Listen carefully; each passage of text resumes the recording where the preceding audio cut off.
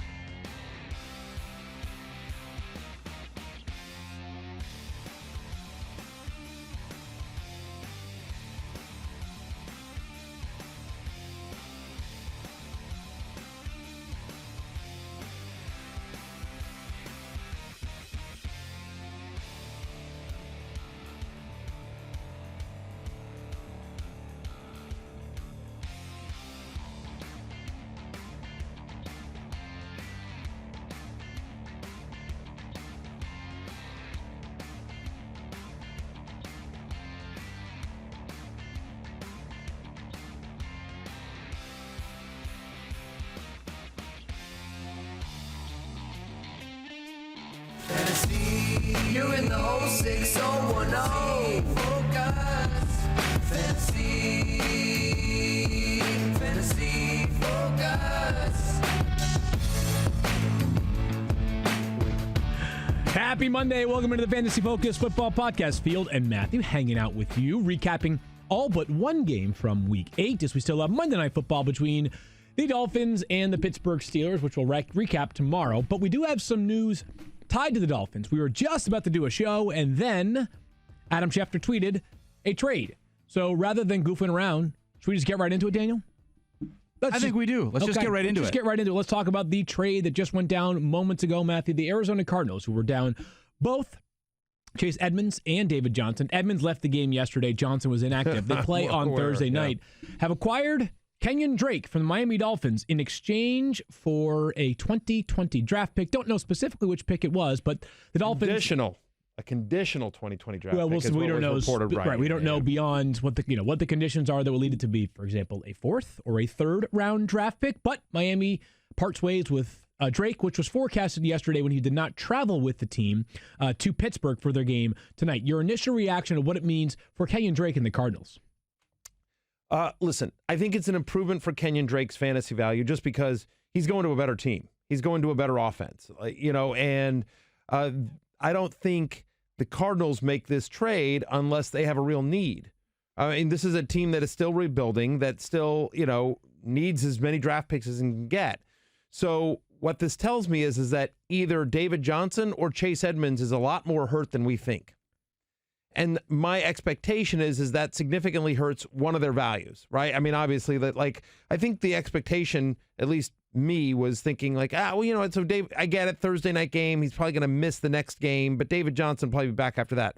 Maybe not. We just don't know. This is pure speculation. I've got no idea. So maybe either Chase Edmonds, who left yesterday's game with a hamstring injury field, or David Johnson, who's dealing with that ankle injury. Maybe one of them is much more hurt than we're aware of at the moment. So that's what that tells me. Because, they also, they signed Zach Zenner and Alfred Morris. So it was clear that they felt they had some running back depth issues. And so they add a valuable piece, a talented piece in Kenyan Drake. Yep. So number one is that, and if that's not the case, that it's more of a committee. David Johnson's still going to get all his, right? Sure. If David Johnson's there healthy. So it hurts, I think, Chase Edmonds the most of anyone. So let's talk about this in terms of Arizona. Having said that, the fact that he's a talented pass catcher is helpful, I think, to his fantasy value, right? Especially in this offense, because look at the upcoming schedule for the Arizona Cardinals, right? I'm looking. They play San Francisco this Thursday night. Yep. Then they're at Tampa Bay. Brutal. Remember, the Buccaneers allow a league low 68 rushing yards per game, under 3 yards per carry, just contained Derrick Henry. Then they've got a bye. I'm sorry, I take that back. Then they're at San Francisco again, and then a bye. That's Sounds the terrible. next. That's their next 4 weeks. San Francisco, at Tampa Bay, at San Francisco again, then a bye week. Like, you don't love any running back in that schedule for the next 4 weeks. Doesn't matter if you're Kenyan Drake on 3 days of practice or if you're Christian McCaffrey. Right, or David Johnson. I mean, right, exactly. Huh? You might love Christian McCaffrey. I'm correcting myself. Yeah, I was going to say. But, like, so Kenyan Drake should get a significant workload on Thursday night because there's clearly a chance that Chase Edmonds misses this game, and we already know that David Johnson's expected to miss it. And so you've got some sort of three-headed committee of Zach Zenner, Kenyan Drake, and, of course, my boy, Alfred Morris. So that's my sort of takeaway is that it's an uptick in value for Kenyan Drake because he's going to a better offense. And that there should be that at worst he's in a committee, which is what he was in Miami, but at least on an offense it's going to be more productive and more skilled and get him more pass catching. Having said that, I don't think it's as, like, I think we were looking at, could he go to Philadelphia? Could he go to Detroit? You know, were some of the other places that he'd been rumored to be going to where I think it would have been a real home run. And I think this is sort of a double. It's really interesting because my initial reaction is a lot in line with what you said. So put fantasy aside just for a second here. The Arizona Cardinals are 3-4-1 now. 3-4-1, and they're staring down realistically, Matthew. And maybe the team is not, maybe their mindset is different. But they winning on Thursday night in your opinion? I do not believe they will. Right, so against the San Francisco 49ers. 3-5-1. Probably 3-5-1, 9 games into the season. Right. Is that real? So would you make this move if you didn't have significant fears about David Johnson and Chase Edmonds? Like, if he's back, let's just say either of them is expected back within 2 weeks. Does it seem logical that you would want to acquire? Put it this way. If David Johnson was expected back in 2 weeks, do you think you'd want to trade? Like, I'm going to guess, and this is just a guess here, that it's a 4th-round pick that can become a 3rd-round pick based off maybe number of games played by Kenyan Drake or something along those lines. Would you want to trade a mid-round pick for a guy that is probably going to be your backup in a couple of weeks? Maybe it's a long-range play. Maybe the idea here is that we're signing him and then we're trading for him and we're going to extend him beyond this. Look, here, which is possible, but I mean, entirely also possible. I mean, ultimately, it's always hard to know kind of the mindset of football teams, and the way we look at it, and I think we look at it somewhat logically, may not be how, you know, a team is looking at it. Like, I mean, just completely aside for 1 second, somebody just tweeted, like, the Redskins are not being sellers at the trade deadline. They've been adamant about that. They're 1-7. They're an awful franchise. They have a bottom exception. Like, no, but I'm just saying, like, they are. But I'm just saying, like, there's an example of an NFL team that absolutely has a completely different evaluation of their roster than I think most other people observing it. No question. So the Cardinals may feel, you and I are like, look, you guys are probably 3-5. Best case scenario over the next 3 weeks is maybe you beat Tampa, but you're probably losing to San Francisco in the next 3 weeks. So, you know, you're probably, at best, you're 4-6-1. Correct. You know, heading into your bye. Right. And so that's how we view it, but they may not view it that way. And so, and also, by the way, it's still a team that has holes in terms of the depth of talent on that team. And so Kenyan Drake's a talented piece. And, you know, I mean, I don't know. I would, but I agree with you. I think the flag, to me, this has to, there's like 3 pieces to this trade. There's if you have Kenyan Drake on your roster, there's if you have David Johnson on your roster, and then if you have Mark Walton on your roster and or available in your league. Correct. And so I think let's break that down 1, 2, 3. Yep. If you have David Johnson on your roster, this should be a red flag to you. We don't know anything beyond just we don't expect him to play Thursday. Monday at 10:07 a.m., it's a red flag. No question about it. Maybe they tell us tomorrow he's fine. But right now, it's a red flag, no question. It should be a red flag. Yep. And so if you have David Johnson on your team and you did not get Chase Edmonds or you don't have Kenyan Drake or whatever, like, you need to make plans, whatever you've been doing the last couple of weeks and thinking, like, I just got to get through the next 2 weeks. Like, you need to start making some alternative plans. Like, at least be prepared for be prepared for the possibility that David Johnson's going to miss significant time beyond just last week and Thursday night's game. That's part 1. Part 2. Part 2 is Kenyan Drake. Again, like, I think it's an uptick in value again because I think he's in line for potentially significant run here on a better offense than what he was at. But I don't think Kenyan Drake is an every down back. I don't. I mean, hasn't been anywhere. I was just going to say, wasn't at Alabama, wasn't at Miami under the previous regime, wasn't at Miami this year under Brian Flores and Chad O'Shea. Yeah. So he has never at any point in his career ever been an every down back. Right. So uptick in value, but not a significant uptick in value. But listen, if you've hung on to Kenyan Drake for this long, I think you're happy that he's just out of Miami and in an offense that's, even though the schedule upcoming is certainly not ideal, you could certainly see some dump-off passes, and you feel better about Kenyan Drake today than you did yesterday as a member of the Miami Dolphins not traveling to Pittsburgh for the game tonight. Yeah, so I agree on that. I agree on all of that, and I agree there's an opportunity at the very least for Kenyan Drake, because if you saw his snap percentage in Miami, it was tailing off significantly.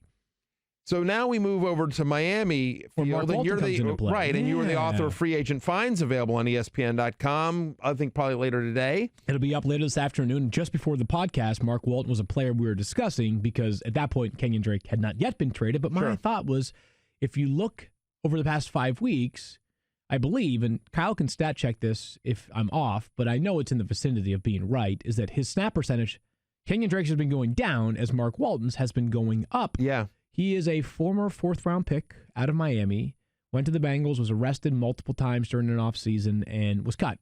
They had no choice. Yes. He's had tremendous off-the-field issues, but he has... Sometimes going home can be a dangerous thing. You're surrounded by too many people that are, can bad influences. Right, bad influence can make things worse. It seems like it's actually been the inverse impact so far for Mark Walton. Again, it's early, but he has, by all accounts, stayed on the straight and narrow and has a good opportunity here. Now, I get it. It's the Dolphins, and I can't really get comfortable with the idea of talking about Mike Gesicki as a tight end flyer and Devontae Parker as a wide receiver flyer, Preston Williams as a wide receiver flyer, and Mark Walton. But let's just go to all those players in composite and say this. Mark Walton, he probably has the best chance, or he has the only chance, at somewhere between 15 and 20 touches per game. I could see him being put it this way, I'd rather Mark Walton than any Lions running back right now, right? At least he should be the guy. He should be the guy. The volume should be significant. And listen, we'll get a better look at him tonight against the Pittsburgh Steelers. Yep. And so that's the real key, is just you can't do anything now anyway. Although actually you can.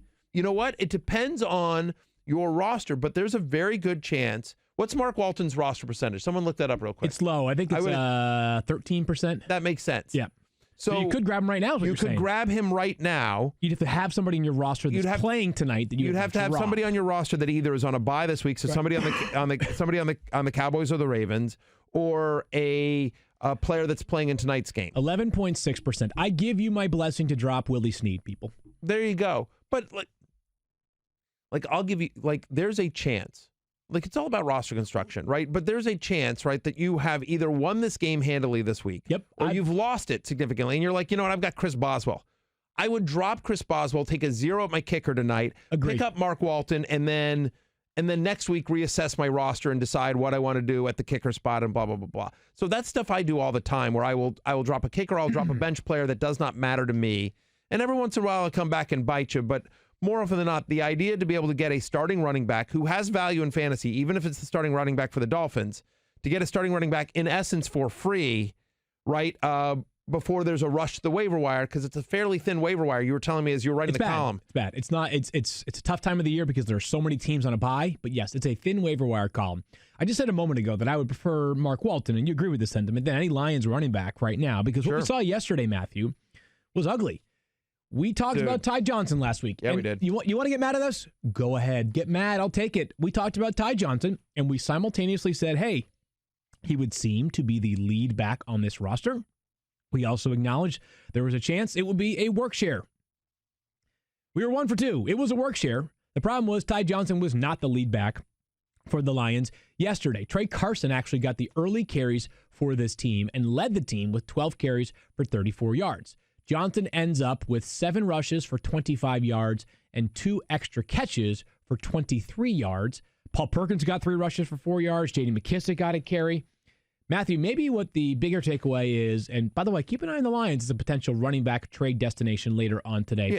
Yeah, and by the way, just to further underscore the notes that you just mentioned, right? So Ty Johnson, 37% snap share. Yep. Trey Carson, 31%. J.D. McKissic, 26%. It is a running back by committee, in every way, shape, or form. And by the way, it's a running back by committee that isn't particularly effective. Right, they're 25th in yards per carry this season. They're 27th in yards per carry before first contact.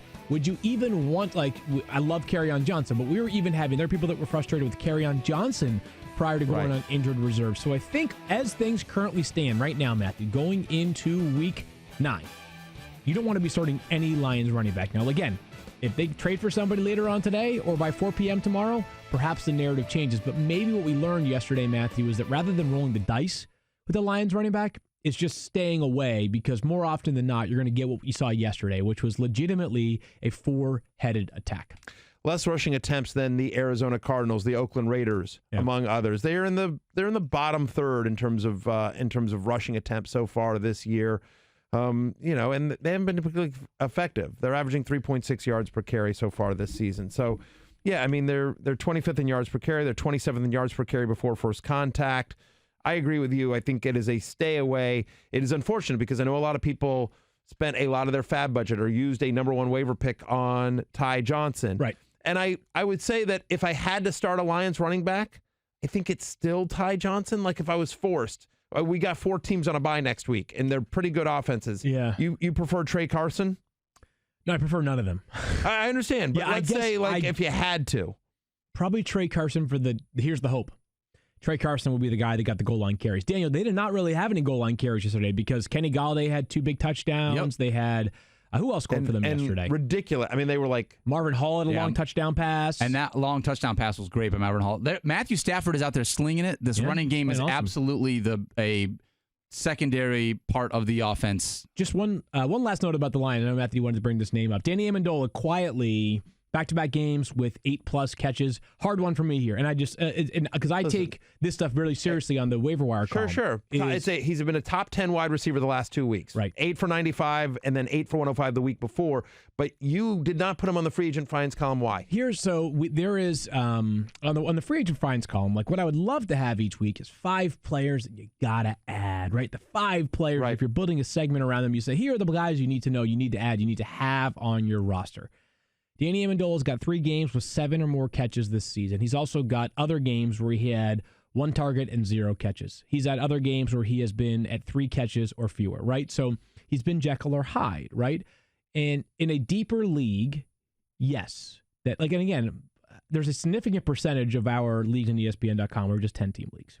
And you're not playing Danny Amendola in a 10-team league, right? And so I'm not trying to ignore the deeper leagues, but in deeper leagues, what you're choosing between is it's not just Danny Amendola you can make the case for. You can make the case for a bunch of players that have been like sneaky good over the past couple of weeks, right? And candidly, depending on the depth of the league, like Danny Amendola is probably already rostered in a deeper league. Yeah, he could very well be rostered. I mean, like 14 team. Right, and we're in our War Room League, our 16-team War Room League. Danny Amendola was drafted. Right. I mean, so it's I understand there are players like that Chris weird Conley and Demaryius Thomas, Danny Amendola, like all of them. We're going to get to those all in a second. But just along those lines, Matthew, like they're all kind of like he would be a something or nothing player that we'll talk about in just a minute here. The only weird part for me about Amendola, which is sort of interesting, and Secret Squirrel, feel free to weigh in here.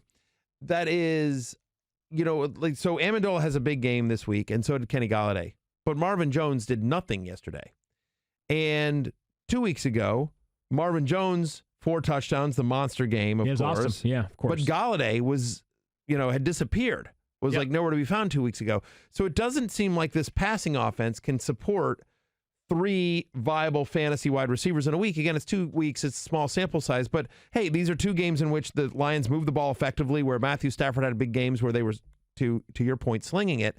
And so then if you sort of think of it that way, the Lions only are going to have 2 productive fantasy wide receivers in any given game.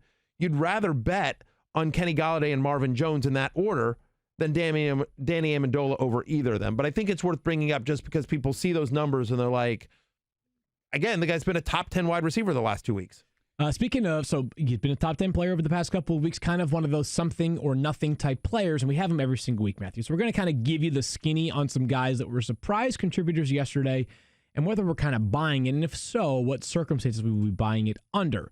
Back-to-back weeks now for Alex Erickson with at least 15 fantasy points. He is the Bengals wide receiver, for those who may not be familiar. 6 catches, 97 yards yesterday.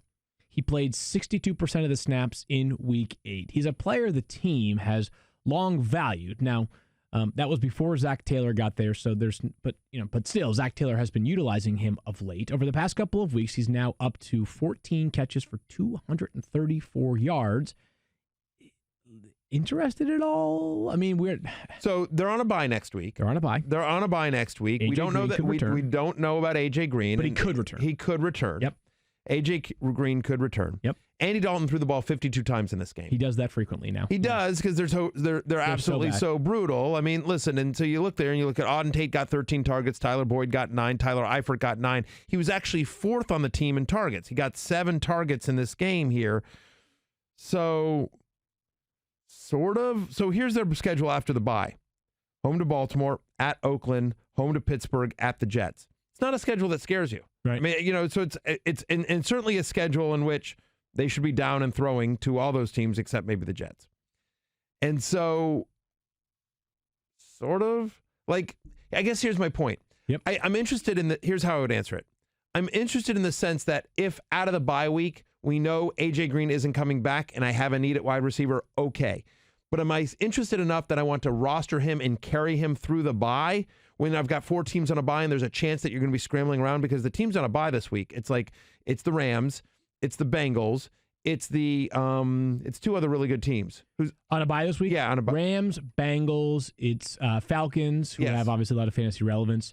And somebody pull it up real quick before I sound like a big moron. Great podcasting here. Saints are on a bye this upcoming week. I knew that. Yes. You're right. So, I mean, like, you're going to be without all the Rams guys, without Michael Thomas, without any of the other guys, too.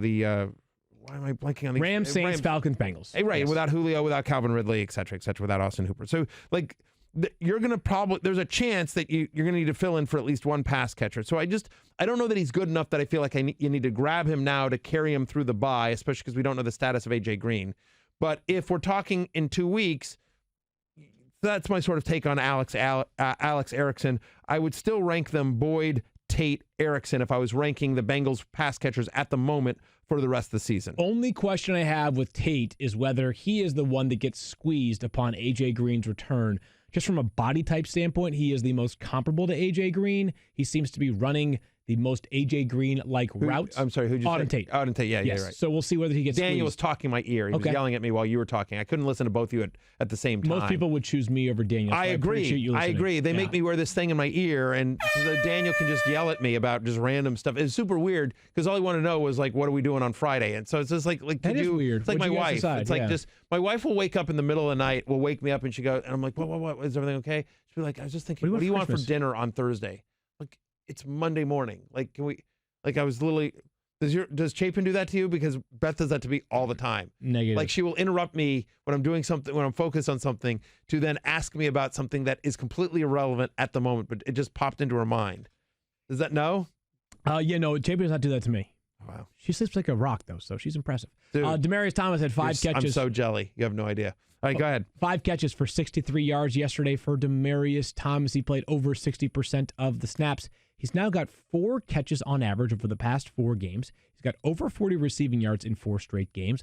They're going to throw the ball a ton because they are very, very bad. They play the Dolphins, the Giants, the Redskins, the Raiders, the Bengals. We've been talking about some optimism for Sam Darnold over the next 6 weeks, Matthew. Demaryius Thomas kind of quietly sneaking onto that deep league flex radar. And you think about their upcoming schedules you mentioned. So at Miami next week, and then home to the Giants, at my Redskins, home to Oakland, at Cincinnati. Like, it's a great schedule. It's one of the reasons why we've been saying, like, hey, Sam Darnold is a guy that we think is about to take off. One of the reasons why we've been talking up, Jamison Crowder and some of these other players. And we'll see if Robbie Anderson gets dealt. He's one of the names that's rumored to be on the move. And so certainly if that were to happen, Demaryius Thomas becomes very interesting. So, yeah, I'm open to it in a 12-team or deeper league as sort of a speculation play based on their upcoming schedule, his encouraging usage so far, and the fact that Robbie Anderson may move on. If Robbie Anderson doesn't get dealt, then maybe, I don't know, that I'm starting him except in like a 16-team, 14-team league. Yeah. But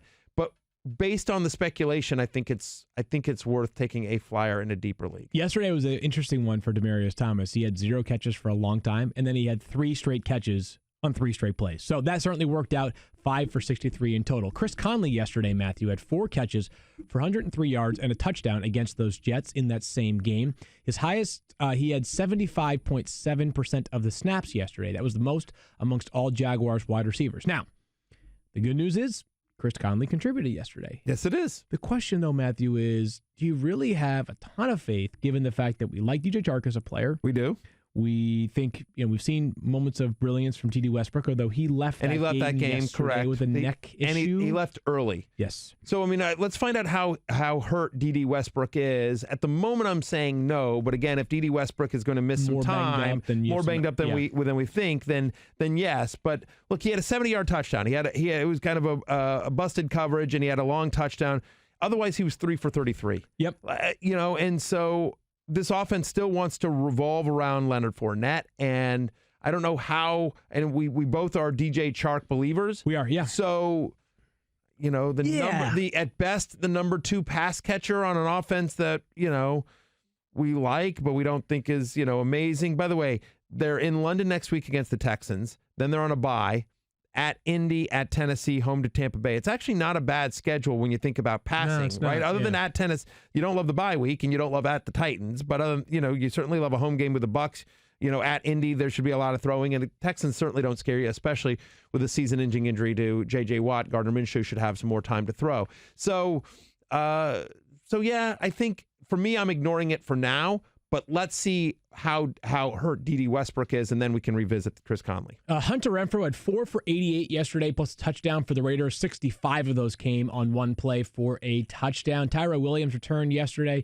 So, Matthew, he didn't have a game with more than 30 receiving yards or a touchdown this season prior to Week 8. Nice performance, encouraging. I'm glad to see that he made an impact yesterday, but probably a little bit too soon to Hunter Renfrow, right? I agree that. Look, it was a weird game. They tried to get the ball to Darren Waller. They couldn't. He was clearly a priority for the Texans defense. They were really on him. But he had a 65-yard touchdown. Again, similar to Conley, had one long touchdown, which was great and got sprung, but the rest was 3 for 23, and that's what Hunter Renfrow is. And so, I don't know. To me, here's a guy that prior to Week 8 didn't have a game with more than 30 receiving yards or a touchdown. I love Hunter Renfrow as a player. And by the way, when I went to the NFLPA rookie premiere, and he's one of my favorite guys that I interviewed, just an awesome person. That's a guy that should be in broadcasting whenever his career is done because he's got an awesome personality. My favorite Hunter Renfrow story is he told me, half mockingly, half serious, is that he yelled at the NFLPA rookie premiere, and I wrote about this. All the players get their Madden ratings for the first time. And not surprisingly, and I talked to a couple of the Madden ratings adjusters, they often hear from players who are upset with their rating. Like, come on, I'm a better catcher than that, or that kind of stuff, right? Pass catcher. And Hunter Renfrow made Madden history because he yelled at them because he thought his speed rating was too high. He's just like, I'm not that fast. You guys got me at an 85. Come on. 85, that's pretty impressive. Exactly. He's just like, I'm not that fast. I want to sneak up on people. He tried to get them to lower his speed rating, and they wouldn't do it. We'll have to raise the speed rating for Darius Slayton because this guy can absolutely fly for the New York Giants. Now, the good news is he had 50 yards and 2 touchdowns yesterday. The limiting factor is he had just 2 catches. He played a ton, though, yesterday, Matthew. 85% of the snaps in Week 8. Very fast. Has a very specific role in this offense. Sterling Shepard seems on track to possibly return on Monday night next week. So something or nothing here for Slayton. I think it's nothing. Yeah, it's nice.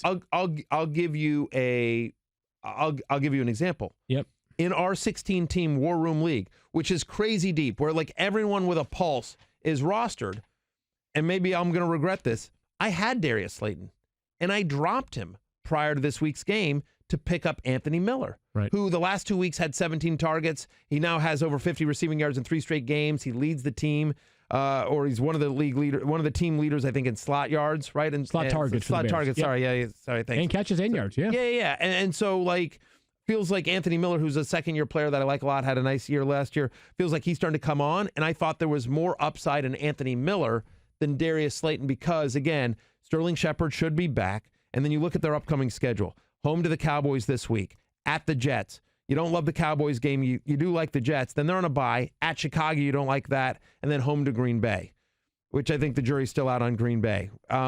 So in terms of their defense, it's certainly their secondary, which was a strength, and then it seems to have some leaks recently. But yes, with Sterling Shepard and Evan Ingram and Golden Tate, my thought was Darius Slayton at best is the 4th passing option. And honestly, when you think about how involved Barkley is, he's probably the 5th passing option when they're at full health. You don't love the schedule upcoming. It's a rookie quarterback who's had some nice moments here. But I think this is just one of those, like, he caught 2 balls for touchdowns, and he's a talented player. I would love to have Darius Slayton in a dynasty or keeper league because I think the future is bright for this young man. But in terms of this year, I think you ask me something or nothing, I say nothing. I agree with you there. Fantasy Focus Football is brought to you by ADT. And what does real protection mean for our listeners? Well, you can get all the latest innovation in smart home security from ADT, combined with 24/7 monitoring from the most trusted name in home security. You get a team of professionals designing and installing a secure smart home just for you and your family. You get 18,000 employees safeguarding you with connection to first responders. You get the nation's #1 smart home security provider. You can get a secure smart home with everything from video doorbells, indoor and outdoor cameras, smart locks and lights, controlled from the ADT app or the sound of your voice. You can get professionally monitored carbon monoxide and smoke detectors. You get a system custom designed to fit your home. You can get safety on the go as well, whether you are in the car or when your kids are at school, with the ADT Go app with an SOS button. ADT keeps us safe. Continue to support ADT, friends of the podcast. Now, yesterday in the same game, we kind of sort of had a breakout. David Montgomery for the Chicago Bears had a monster game, 27 carries for 135 yards plus a touchdown. He also added 4 catches for nearly 25 fantasy points. Melvin Gordon, meanwhile, and I know this sounds kind of pedestrian, hit 11.4 fantasy points because he actually found the end zone. Did either of these players turn the corner in your book, Matthew, or are you expecting this to look more like an outlier than a trend over the next 3 to 4 weeks? For which player? For either of them. All right, let's take them one at a time. Okay, here. David Montgomery first. Then. Okay, David Montgomery turned first. the corner. By the way, we yesterday. have an update from Shefty on the compensation. It's a 6th-round pick that could turn into a 5th. Okay, I'm surprised by that. I thought it would be a little bit more. I thought it would be too. Yep. And the other point of it that you should think about that I didn't even occur to me, but as I was sort of looking at this, there's a chance Kenyan Drake is available in your league right now as well because he played on Miami and they haven't played yet tonight. So.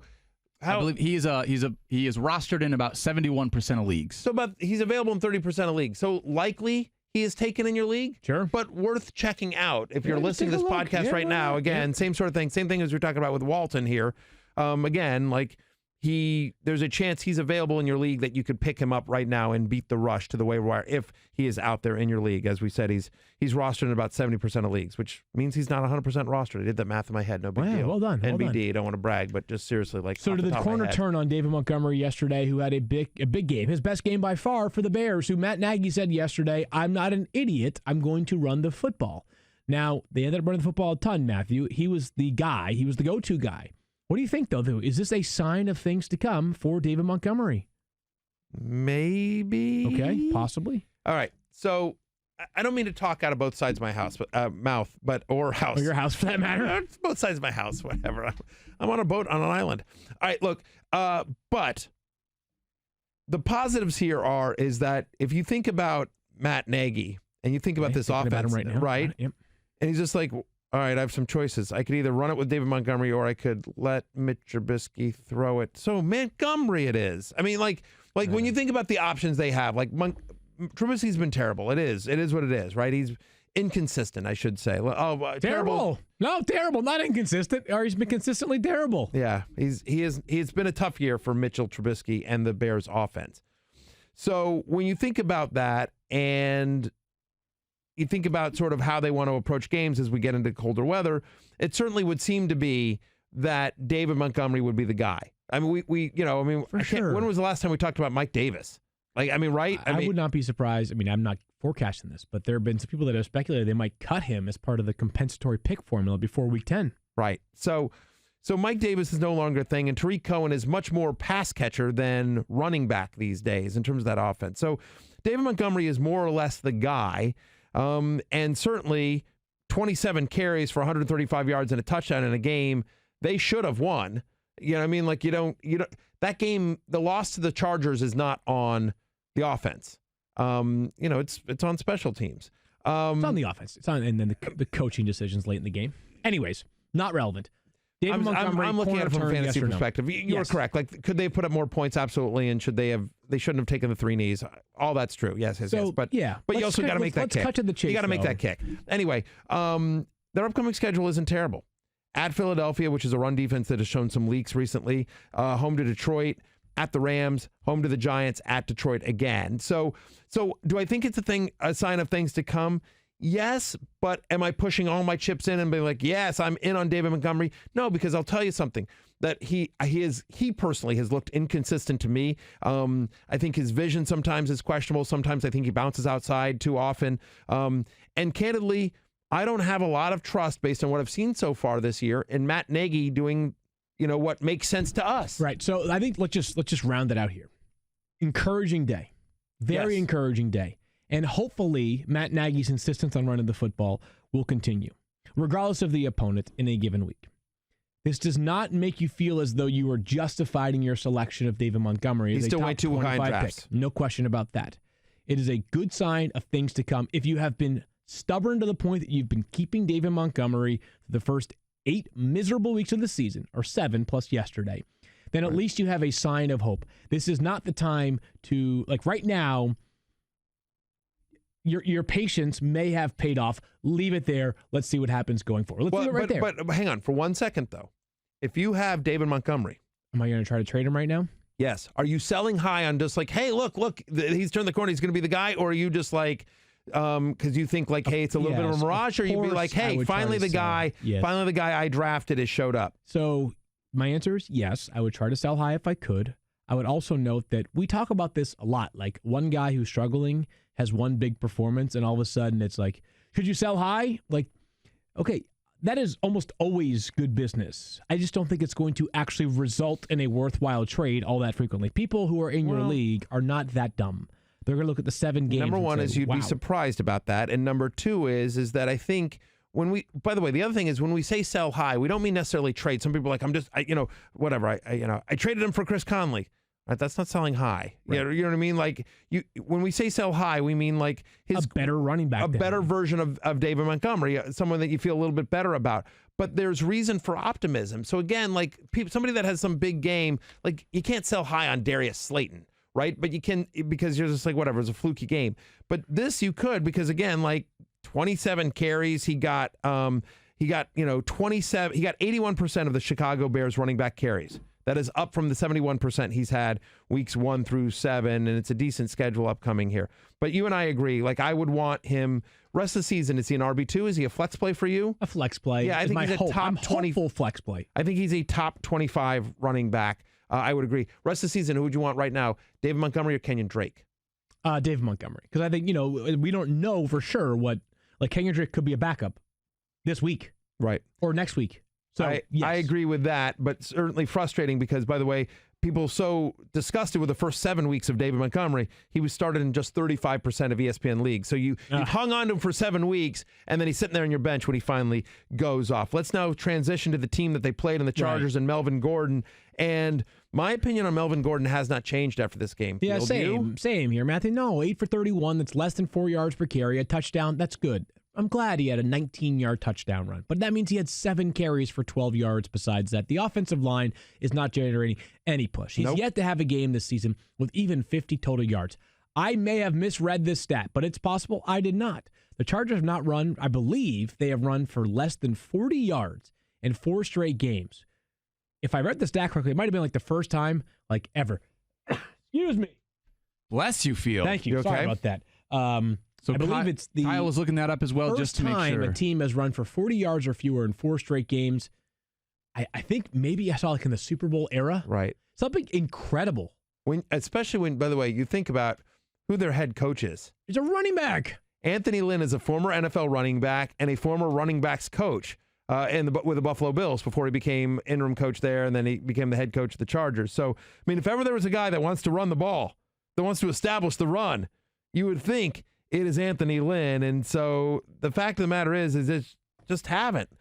Melvin Gordon's come back, and they've lost every game but one. That was yesterday, and they should have lost that. You know something? I take you to task on that. Here's why. they've lost so many games where the Bears fashions. have done it to the Chargers, like you know what I mean? Like they've lost so many games where they played the Bears. They should have beaten the Titans. Right. Yeah, exactly. They've lost some heartbreaking games. There's no question about it. But I'm not optimistic on Melvin Gordon, by the way. I'm not. I'm just not. Melvin Gordon has yet to have a game with over 50 total yards this year. Yeah, and Austin Eckler, by the way, again, had a receiving touchdown yesterday. We said you can still rely on Austin Eckler because of the receiving usage, and that worked out. I know it wasn't a monster game from either one of them, but the good news is that I do believe that Austin Eckler's catches continue to give him fantasy relevance. Well, now, and I will say, at least from a snap percentage, you have them there on that sheet in front of you. I do, yes. Yeah, so they was pretty close. Both over 50% of the snaps because they were on the field at the same time on a handful of occasions yesterday. Yeah, so usage is pretty comparable for these two players. Eckler, I still believe, has more upside with the receiving value. And how about this? Yeah, past two games, Gordon 24-8, a carry in terms of rushing attempts, edge over Austin Eckler, 24-8 the last 2 weeks, but Eckler more involved in the passing game. And you and I both believe Austin Eckler, the better pass catcher and the better fantasy option at the moment. Correct. Confirmed. The Chargers have now run for fewer than 40 yards in 4 straight games. The first time that's ever happened since the AFL-NFL merger, which I believe was 1970. All right, Matthew, there were 2 trades this past week of wide receivers, Emmanuel Sanders to the 49ers and Mohamed Sanu to the Patriots. Let's get down to both their initial games with their new teams, plus the other side of it is in like the teams that they left behind. Emmanuel Sanders had 4 catches for 25 yards and a touchdown. Half those catches and that touchdown came on the opening drive. He played nearly 83% of the snaps. Looked good, obviously. I mean, looked pretty solid. I think, though, that yesterday, Matthew, was kind of like what you hope for from Emmanuel Sanders, right? Like, he's a flex consideration. You want to talk about somebody else that I would try to quote-unquote sell high? That's a guy. Emmanuel Sanders? I mean, think about this. Right. The 49ers put up a 50-burger. 50! They put up a 50-burger. Yeah. They had their way. They dominated the Carolina Panthers. A good defense, by the way. Right. Carolina Panthers have a good defense. I think they were like a top 5 fantasy defense coming into that game. And the 49ers had their way with it. So in a game in which the 49ers did whatever they wanted offensively and put up 50 points, Emmanuel Sanders had 4 for 25 and a touchdown. He had a cheap, short touchdown. Yep. Again, it's the run-heaviest team in the NFL. We know that George Kittle, as long as he's healthy, the focal point of the passing offense is going to be George Kittle. Correct. You would never start any pass catcher over George Kittle among the 49ers. So now you've got Sanders, but you've also got Deebo Samuel, who they like a lot. You've got whatever, Marquise Goodwin. You've got Dante Pettis. It's a lot of guys. I know. I can't imagine starting Sanders with any kind of confidence. Like, they put up 50 points. This is a team that wants to run the ball. And by the way, they can. Right, they can, and they can play great defense. I just think that we believed he would have sort of a flex play. His value was about what it was in Denver. It remains that. Now, the leftover piece was that we thought Deshaun Hamilton, right here, raise my hand. I thought Deshaun Hamilton would do something in the absence of Emmanuel Sanders. How'd that work out for you? Nothing, Matthew. He had 0 catches against the Colts yesterday. Played 59% of the snaps. What an incredible disappointment this was. This is a guy they like. This is a good, talented, young prospect. Instead, it was downtown Freddie Brown, the former Mississippi State standout, who gets more work than he did. But now maybe I should have. Maybe my first mistake was just trusting the Broncos' passing offense in general, but they were deplorable yesterday in all phases of the game. They ended up losing that game 15-13. It was an ugly game. It was an ugly sort of slugfest game. Both offenses looked bad yesterday in that game. The Colts, by the way, keep playing 1-score games. But yes, Deshaun Hamilton, safe to say, not a player you need to put any priority on adding this week. And no Broncos wide receiver that's available in over 50% of leagues has any reason to be added to a bunch of leagues this week based off how they play offense. There's just no value there. Yeah, I mean, I'm not ready to say like downtown Freddie Brown has usurped Deshaun Hamilton in the pecking order. You certainly would have liked to seen more from Hamilton, or anything. Anything. I would have taken a catch. Right. Anything. I would have taken 1 catch. Right. I mean, exactly. like, come on. Or just how about a penalty? Just get in the box score. Seriously. Couldn't you have done a false start or something? Is there a football equivalent of Club Trillion? Right. From the great Mark Titus? Yeah. There's got to be something. Like, there's got to be some way to enter the box score without actually doing something. But Cortland Sutton remains like he's the only guy you can trust. The only guy you can trust in that passing offense, not including the running backs, of course. But I don't know. I think we saw enough from Deshaun Hamilton last year that it's worth just keeping an eye on him. I'm not ready to write him off after one bad game, but certainly it was a disappointment. I was with you as well.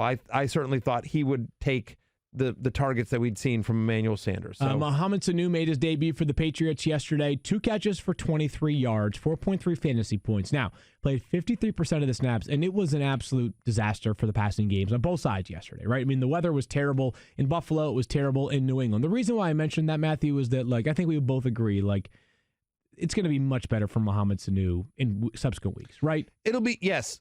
It will be better, but it's interesting. So I heard from a little birdie. Okay. I think, or I don't think it was even a little birdie. No, I think Tom Brady? no, I did. No. When I was, I was at Disney this past week. I was at Disney this past week, and I did an event at the ESPN Club, which was great. Ton of 06-0 fans came out. It was an amazing crowd. Awesome. Thank you very much for everyone that came out. It was we had an awesome time. And so, but some of the people told me that you and Mike and Stephania had speculated that I would want our Mohamed Sanu bet back after Josh Gordon was placed on the IR, because we made that bet prior to what a bunch! That's what your little birdie told you? What a bunch of... I'll tell you what, we made it very clear not to tell you on the podcast, so half of you listeners out there are dead to me right now. That's true. It's a good point. We told not to say this, but I thought you were going to say a little bird told me hey, the Patriots actually aren't that optimistic on Mohamed Sanu or something like that. A little birdie told you that we talked about it in the podcast. Yeah. So anyway, someone tweeted at you. Yeah. No. One of the listeners I came up with one of the listeners that came out to the show. Did you get their name? No, I didn't. All right. I mean, they told me their name and I said hi, but that it's a lot of people. Been blocked. It's been blocked podcasters. I'm gonna block all of them. See, at my events, a lot of people come, so it's hard. You're there for a long, long time. Sure, it's not like some crappy band no one's ever heard of. Thank you. Exactly. You understand. They told me I don't want to say that. I'll tell you off air. I was going to say something. I was going to say they told me I drew better than someone that's much more famous than me, but but I don't want to anyway. Whatever. No, I got you. Yeah. Anyway, Kelly Clarkson, greatest American Idol of all time. Stop it! You stop it, Field. I'm gonna punch you. Yeah, exactly. Justin Guarini. Yes, that is correct. I drew better than Justin Guarini. Britney Spears. So I think I'm more famous than Justin Guarini. Do you measure your own fame? I don't know. Debatable. Come on, Kelly Clarkson. No, 100% no on Kelly Clarkson. Justin Guarini. Come on. Justin Guarini's doing Dr. Pepper commercials. No, he's Little Sweet, isn't he? Yeah, we had this on the podcast last week. No. He's not Little Sweet. Keith is Little Sweet. Yeah, Keith. Did you see Keith did a great rendition of Little Sweet on the podcast. Did you not see it? I missed that. Oh, it's amazing. Go check @DanielDopp on Twitter for it's really good. Okay, yeah, I will do that. Can you I do it now? Me. Can I leave? No, you cannot do it now. No, Dan, I'll use it on my burner account. All right. Yeah. Anyway, back to Mohamed Sanu, and what I will say is I do not want the bet back. I still believe what I believe, which is that Mohamed Sanu is a much better NFL piece for the Patriots and Tom Brady than he is a reliable fantasy asset. Again, I think there is a legit possibility, assuming health for both, that Philip Dorsett finishes with more fantasy points than Mohamed Sanu. We know Edelman's going to. I would think we both believe James White will be more involved in the passing game than Mohamed Sanu. Yeah, well, I think Sanu will be close. I still think Sanu will be close. Anyways, we've only got one game. We've got one game. Didn't do much in his first game. It was super wet. But I would say this, just to wrap this up. I don't think you can start Mohamed Sanu until you see it at least once on the Patriots. I think the same thing. I feel the same way. Calvin Ridley, 4 catches for 70 yards. Wait, one last Patriots note. N'Keal Harry is eligible to play on Sunday against the Ravens. Keep an eye on their first-round pick there. 4 catches for 70 yards and 13 fantasy points for Calvin Ridley yesterday because he also had a 2-point conversion for the Falcons. Matt Schaub. That's right, Matt Schaub. 400-plus passing yards for Matt Schaub, filling in for Matt Ryan. Listen, the offense looked far more competent in the second half than I expected it to throughout the day. Really, Matthew, no major needle-moving difference for Calvin Ridley, but good to see him deliver on a day when you probably had hopes for that, given that Mohamed Sanu was no longer a part of the mix in the offense. Yeah, it was interesting, though. In a game in which Matt Schaub threw 52 times, to your point, 460 yards, Russell Gage gets 9 targets in this one. 7 for 58 and 9 targets for Russell Gage. Julio obviously Sports goes are nuts, weird. 10 for 152 and 12 targets. Austin Hooper has a big game, 6 for 65 he scores. He also gets 7 targets. Freeman gets 8 targets in the passing game, 8 for 63 just as a pass catcher.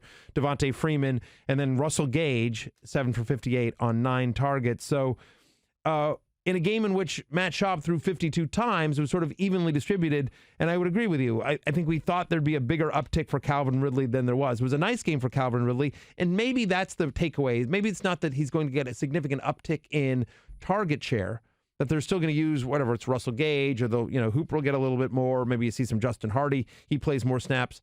But rather that there's going to be just more consistency to Calvin Ridley. That's been the problem with Calvin Ridley, isn't the talent.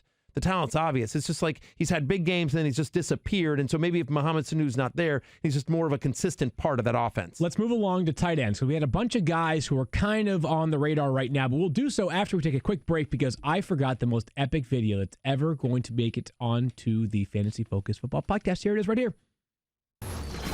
And now for your daily reminder to don't be this guy. Today's submission comes from me. On Fantasy Football Now this past Sunday, Field Yates tried to give Matthew a high five, got left hanging Field. Wow! I'll tell you what, man, you look like a Chad out there, like a hanging Chad. I have shamed my family, Daniel. Oh my goodness. I speak not of it. Oh, looks so bad. You're usually so cool.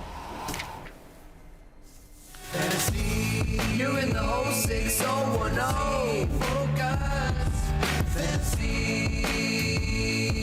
Fantasy, focus. All right, Matthew, quick rip of 4 tight ends who had a good day yesterday and more succinctly than before. Like, are we buying this or selling this? We start with Jonnu Smith, 6 catches for 78 yards and a touchdown. Your long shot on Fantasy Football Now yesterday. Great call by you. He has nearly 20 fantasy points filling in for Delanie Walker, available in 99% of leagues. We do not know if Delanie Walker will be available this upcoming week, but he was really impressive. Was Jonnu Smith filling in for Delanie?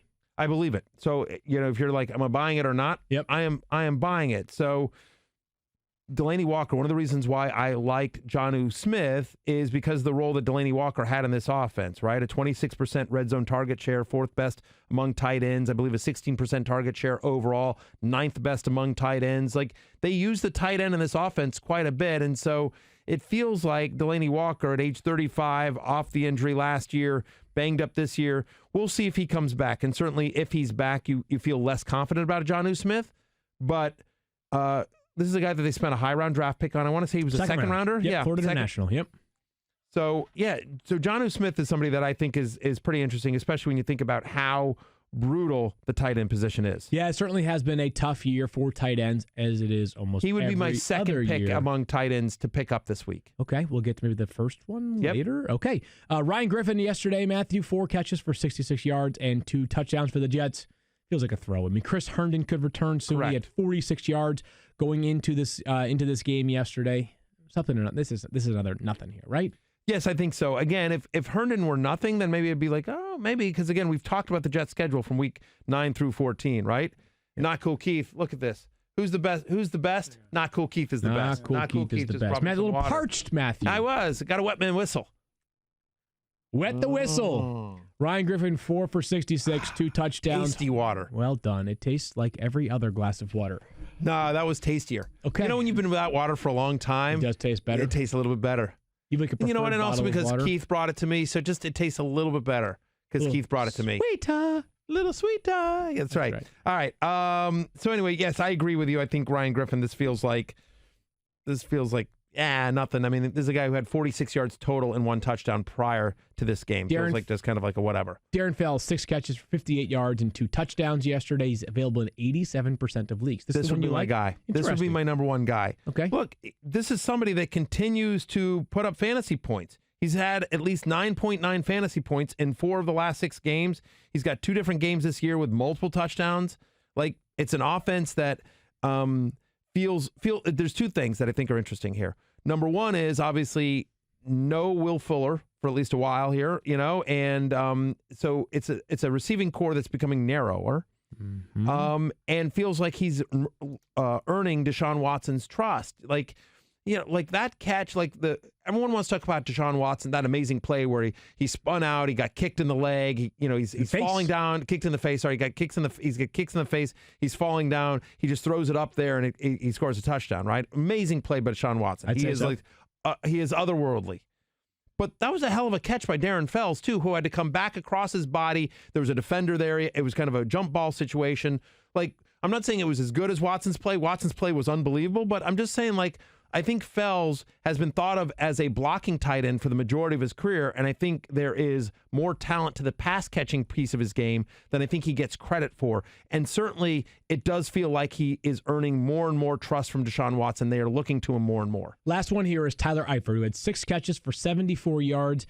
Of course, the Bengals go on a bye after playing in London. Tyler Eifert's kind of one of those intriguing potential trade targets for teams around the NFL. But Matthew, if this was 4 years ago, it might say something, but there's always a chance of him getting hurt. He's been inconsistent. He hasn't played a ton. If he stays with Cincinnati, they throw the ball a ton, but they don't score a lot of touchdowns here. This feels like a dart throw.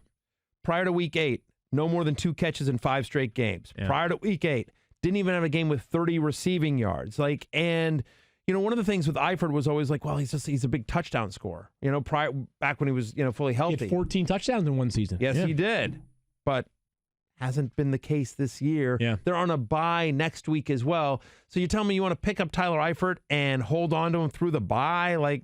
No, thank you. Yeah, I'm with you there. I keep my eyes on Mike Gesicki tonight for the Miami Dolphins. Got 9 catches over the past 2 weeks. Very athletic, second-round pick in 2018 out of Penn State. So the hope is that they continue to get him involved in the passing game because they have to throw it a ton. So you can't win them all, right? You just can't win them all. Yep.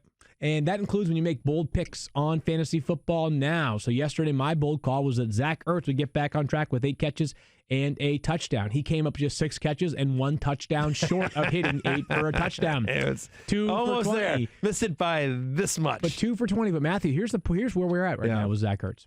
Does Zach Ertz belong on your bench? No. Okay. I don't think he belongs on your bench. I said that. I don't think he belongs on your bench. But the fact that we're having this conversation should tell you everything you need to know. This is a guy that was, listen, he was on the hate list for me this week. I was lower on him in my, not this week. For the season. Well, he was on the hate list for me this week. He was on the hate list for me for the year as well. He was preseason hate list, and I had him much lower in my consensus ranks than where he was going in ADP. But I would be lying if I said I thought he would be this bad. Of course. Look, Dallas Goedert's a thing. Well, Dallas Goedert is a thing. Their production over the past 4 games is very comparable. And Goddard yesterday had 3 catches for 22 yards and a touchdown. He played 73.5% of the snaps yesterday, which Ertz played nearly 90% of them. So it's not like his snaps are coming at the cost of Ertz, but you've got 2 tight ends in this offense. The wide receivers can't get open. It feels like Goddard's value is cannibalizing Zach Ertz's value a little bit. We are in a tight end by committee. Which is, it's usually we talk about running backs, taking value from each other. We are in a tight end by committee. And you said the last 3 games, their stats are comparable. They actually aren't. Last 3 games, Zach Ertz, 17.2 fantasy points, 8 for 112. Sure. Total. Last 3 games, 8 for 112. Last 3 games for Dallas Goedert, 17 for 139, 2 touchdowns, 35 fantasy points, almost double the amount of fantasy points as Zach Ertz. He's been the better fantasy tight end the last 3 weeks, and it's not even all that close. And so rest of the season, who would I rather have? I'd still rather have Zach Ertz. Am I benching Zach Ertz? No, but that's more of a statement about the state of the tight end position in fantasy than it is confidence that Zach Ertz comes anywhere close to what we've seen previously. We need some sort of term for a player that, I think tight end's kind of a unique position in this regard, but it's a player that you invested a lot in, like Zach Ertz, which you probably did. You can't bench him because, absent, if you grab Darren Waller, then and you play in a league where you can't use your tight end in a flex, then yes, you could bench Zach Ertz. But under most circumstances, you most likely do not have another top tight end on your roster. So but you can't trade that player because you're going to be getting quarters on the dollar. I'm trying to think of it's like a fantasy pickle. Yeah, it's like rock and a hard place. But it's even more than that. I know what you mean because it's almost like a car or you're stalled out. You've invested so much money and time into this. It's like a startup. It's like the Matthew Berry of tight ends. Yeah, a little bit. You know what I mean? Exactly. You can't bench him, but you've put too much into it at this point. You put too much into it at this point. So you just got to keep rolling out there and hope something happens. Is it? I can make this joke. Is it like a first marriage? Basically, listen, you've been trying to make it work. You've been spent a lot of time. You had the big wedding in front of your parents. You spent a lot of money on the wedding, the whole thing. And just, it's like it was a first marriage. Okay, like for me, everyone knows. Not everyone. I don't know if everyone knows this or not, but I've been very public about this. Obviously, I'm on a second marriage. My, Beth gets upset when I refer to her as my current wife. My active wife, my active wife, my current wife, the current Mrs. Barry, current Mrs. Roto. No disrespect to my ex-wife, who is a lovely woman, and we are friends to this day. There's no drama, but I would say that. And I think if she were here as well, she would say the same thing, that I think her and I we're probably in that marriage probably a year or two too long. That we tried to make it work sort of because we'd put in so much time to it, but just we weren't right for each other. We got married way too young, both of us did, and we grew apart. You'll learn this field at some time, and this is my advice to the people listening at home. Don't get married before you're 30. Secret Squirrel, would you agree with this? Would you agree with this advice? Because you're a very different. I got married in essence at 25. Sure. I got married after 25, but my ex-wife and I were together. How did you guys afford that wedding during the Great Depression? Like, that's incrable at 25. I disagree with the sentiment, by the way. Clearly you're 28. Yeah. I know. I understand. Yeah. I'm personally saying, for me, this is from my experience, that I was a much different person at 35 than I was at 25. I agree with that. And so because of and so was my ex-wife. And her and I both, when we were both 35, we sort of looked at each other and said, if we met each other right now, we wouldn't even have gone on a date, let alone get married, just because we were such different people from the time that we were 25, which is when we got together, to 35. And so, anyway, that's my little 2 cents about that. But anyway, there you go. So Zach it's like the first wife. Zach Ertz is like your first marriage. That's right. Zach Ertz is your fantasy first marriage. All right, Matthew, before we talk about the Chiefs' backfield, give us a little something on ZipRecruiter. Yes.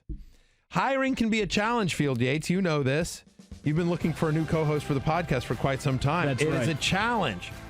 But not only have you found it to be a challenge, but so has Codable co-founder Gretchen Hebner. See, Gretchen needed to hire a game artist for her education tech company. She knew it wouldn't be easy to find someone to grow with her team. That's why she went to ZipRecruiter. ZipRecruiter, you see, doesn't depend on candidates finding you. It finds them for you. Technology identifies people with the right experience and invites them to apply to your job. So you get qualified candidates fast. Gretchen posted her job on ZipRecruiter and said she was impressed with how quickly she found qualified applicants.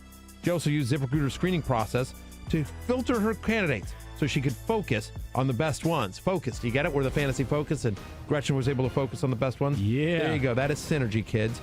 Anyway, that's how Gretchen found a new game artist in less than 2 weeks, thanks to ZipRecruiter.com. With a result like that, it is no wonder that 4 out of 5 employers who post on ZipRecruiter get a quality candidate within the first day.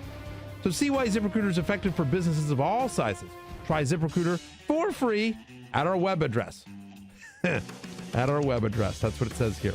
ZipRecruiter.com/06010. That's ZipRecruiter.com/06010. Once again, ZipRecruiter.com/06010. It's ZipRecruiter, the smartest way to hire. And by the way, that code is important. The promo codes that we read, I just want everyone to know that the promo codes that we read, like when we say ZipRecruiter.com/06010 or 06010, that's the way that ZipRecruiter knows, people listen to this show and listen to what we have to say, and that's how we're able to keep the podcast free. It's how we're able to hire. What? Those two are not mutually exclusive. Just because you listen to the show does not mean you listen to what they have to say. Fair. You know fair. No, but I'm just saying when it comes to ZipRecruiter. Now, we're not talking about fantasy advice. Yes. Not talking about fantasy advice. Obviously, you throw out half the stuff we say, but if not more. But when it comes to our sponsors, all I'm just saying is that if you enjoy the show, if you support the show, if you like enjoying the show for free, one of the ways we are able to do that for you is because of our generous sponsors. And so to the extent that these sponsors speak to you, we would ask that you not only support them, but use our codes. I wanted to tell a story of a football play through Twitter yesterday. So for those of you that may not be familiar, there's a great man named Kenny Legan who handles the video side of our podcast here. And Kenny, very funny, very witty, excellent on social media, including on Twitter at Kenny Legan, Legan. And last night there was a very spectacular play in which Matt Moore hooked up with Travis Kelce for a touchdown where Moore lofted the ball, which gave Kelce enough time to run under it, run from left and turn back to his right and make a very nice catch. And Kenny tweeted, yes, Kelce scored, but I think the most amazing part of this video is seeing Damian Williams get a snap. Because at that point in the game, Damian Williams was a ghost. We simultaneously managed to have Damian Williams' fantasy funeral last night and also his fantasy rebirth, all because of a LaShawn McCoy fumble. Prior to LaShawn McCoy fumbling and losing the football last night, he had 22 snaps for 13 touches and 63 yards. Damian Williams had amassed just 2 touches for 10 yards. After that, LaShawn McCoy had as many snaps as you and I, Matthew, did not play again after that fumble, that costly one, as Kansas City was much more competitive in this game than I think some people expected them to be. Does it mean something going forward, though? A little bit. Okay. So let's break this down. First off, I just want to, can I pat myself on the back for 1 second? Listen, I get plenty of calls wrong. Right. I get plenty of calls wrong. But I just want to point out, like, my bold prediction on Fantasy Football Now Sunday morning was 20 fantasy points for Matt Moore. Nice. 19 fantasy points later. Like, I didn't get it right, but not bad. Like, I'll take that. Come within 1 point. I think, again, like I've been saying it all along, that Matt Moore was going to be better than people thought. And as it related to Tyreek Hill or Travis Kelce, he'll be just fine. And certainly if you started Hill or Kelce last night, you're perfectly happy with the results that those two guys got. My feeling is that my answer on McCoy and Williams comes a little bit to what's the health of Patrick Mahomes. My belief is that I think we get the sense now of how they view their running backs in Kansas City. Here's my interpretation. You tell me if you agree. Okay. I think they think LaShawn McCoy is their best running back from a running standpoint. Yep. I think they like Damian Williams the most in the passing game to catch out of the backfield. And I think they think Darrell Williams is their best blocker. That's my sort of sense of having watched them. Yeah, but I feel like the diminishing returns of Damian Williams' pass catching have been shown over the past couple of weeks. There's no question. And so my feeling is that part of McCoy getting the start and getting the significant work up until the fumble was partially because they wanted a better runner in there because of Matt Moore, and they felt like they might need to be more conservative on offense. They might need to run more than they normally would. The other piece of it is that, so there's that. But now this is the second time that LaShawn McCoy has fumbled, and both times we have not seen from him again. Right. And both times he has fumbled in crucial times, at crucial times, right? I mean, you could argue that a week later they go back to him. Yeah. So it'll be interesting to see. I mean, they lost this game, right? Yeah. And they had a chance to win it. And McCoy's fumble is part of it. Right. Time management is also, they should have gone for it on 4th down. I mean, we can talk about all that. But so I think similar to what we talked about in Detroit, I feel like this backfield is almost unusable. It's a higher upside backfield than Detroit because the team scores so much, and I think it's a more talented collection of running backs than they have in Detroit right now. But I don't feel confident. I have Damian Williams on a lot of teams. I don't feel confident starting him in any league. It's a different kind of unusable because I think what you mean is that we don't have any great pulse on which player deserves to be started because you would think in a lot of weeks, at least one Chiefs running back goes for 10-plus fantasy points in a lot of weeks. And I think that will happen. It's just who is it going to be? Like, so that's what I mean. I started Damian Williams in a couple of leagues last night because I had to. But like, to my point, I got bailed out by the touchdown. Okay. Yeah. So what I was trying to say was that you think a running back is going to get 10 points from the Chiefs. Do you think it's very possible? It's hard to tell with certainty which one it will be. Correct. Our guess going into last night would have been LaShawn McCoy. Maybe that fumble changes things. In Detroit, there's not confidence that anybody's going to have 10 points in a given week out of that backfield. So it's very difficult to trust, very difficult to read.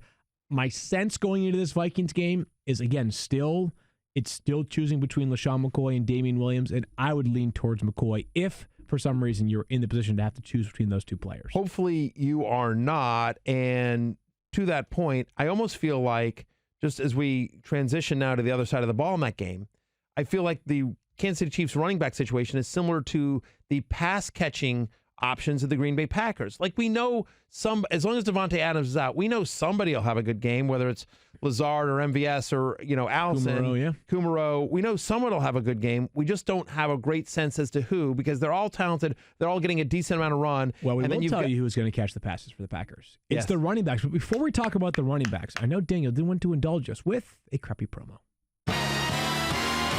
It's New York Times bestselling author Matthew Berry with another self-serving, self-indulgent, all-about-me promo.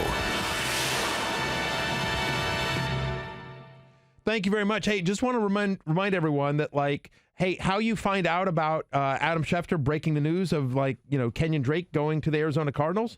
Fantasy Life app. The alerts continue to crush. It amplifies news faster than anyone else. And the best part about it, it's 100% free. And so if you just go to fantasylifeapp.com and download it, just try it. I promise you. I cannot tell you, like, how many times I get tweets and emails and texts from friends saying, thank you for continuing to hammer the Fantasy Life app, because I finally broke down. I finally said, all right, let me see what this is about. And now it's changed my life. I am telling you, it will make you a smarter fantasy player. It will make you a more informed football fan. It's 100% free. I encourage you to jump into the community. I encourage you to, you can post polls or memes or GIFs. You can get instant feedback on your team. You can compete.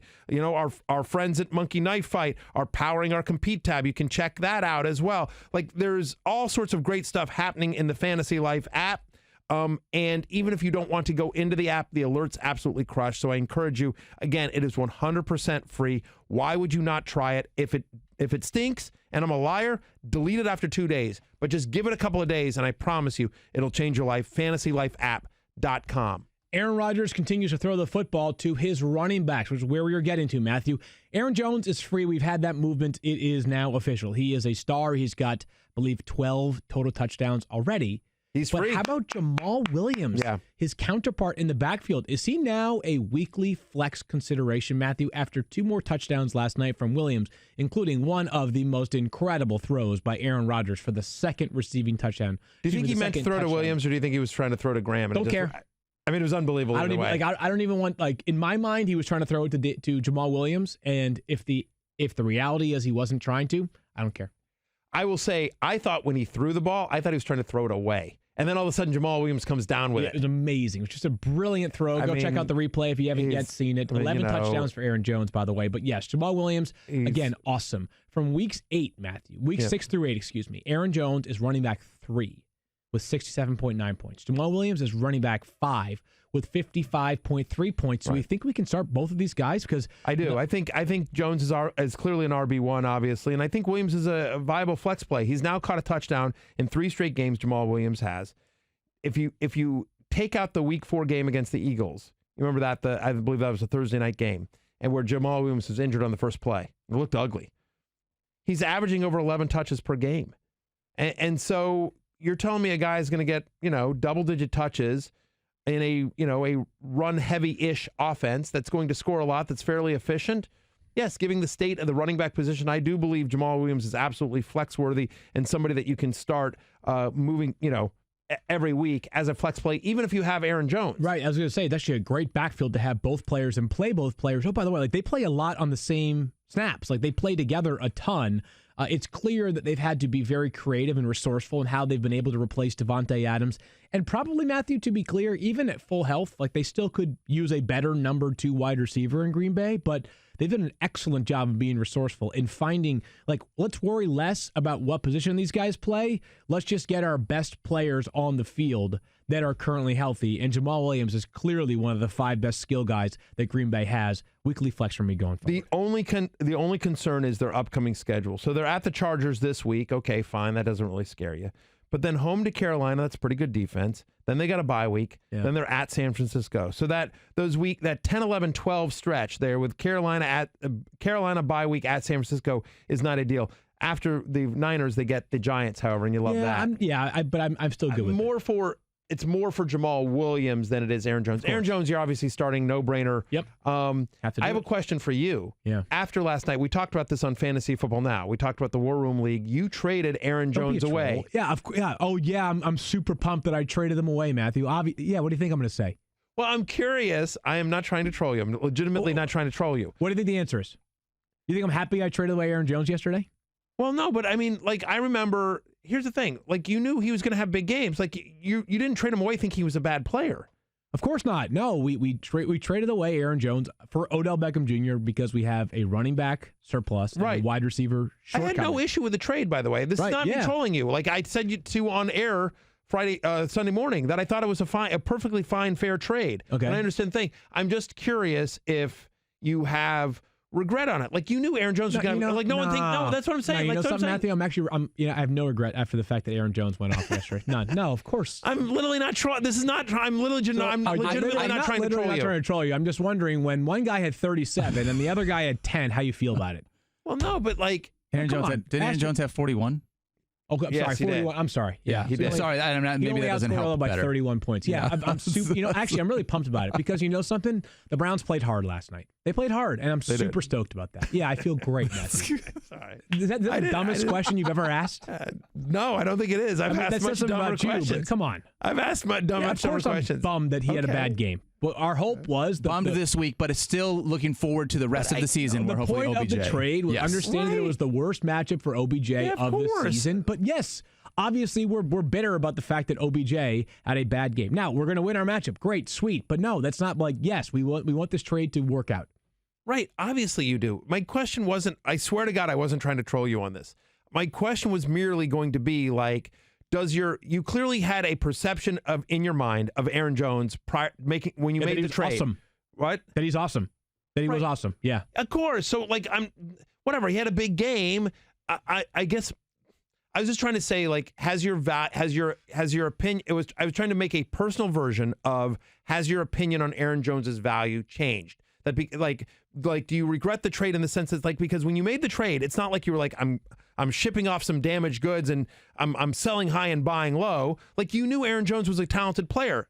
And what we talked about on air yesterday was that it's a fair trade. It's a good running back for a good wide receiver. And so my question was, and you knew that he was going up against Gilmore and the Patriots. You didn't expect a big game from Beckham or yesterday. So my question was that having seen, I'm not talking about the Beckham piece here. I was just having seen what you saw as your opinion on Aaron Jones traded. Like, would you have made, all things being equal, your team still has a surplus at running back, your team still needs wide receiver depth or help at wide receiver. Would you make that trade again today? No, obviously not. He went crazy yesterday.